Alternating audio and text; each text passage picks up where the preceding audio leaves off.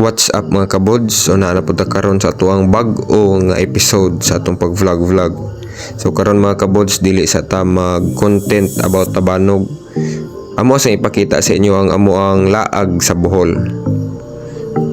So pag abot gyud namo sa Bohol mga kabods is gidiretso gyud mi sa Baang Katigbian. So dari mga kabods is going mi sa balay sa akong lola. So mga 10 minutes man siguro nga baklay.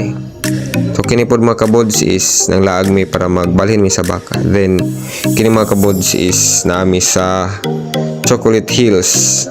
So na timingan gid mga kabods nga pag abot na mo dito gaulan. So kini mga kabods is gikan mi sa ibabaw ani.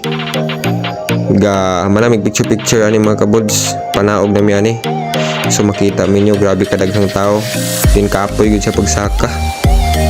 Tuluan gid kag singot. Kay mga kabods is morning mga view nimo ug gikan ka sa Katigbian nga road padulong sa Carmen.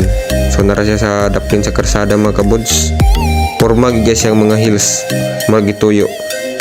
So kadto lang sa siguro mga kabods ang atuang content for Tabanog is basin next week. Kita-kits sa sunod nga vlog.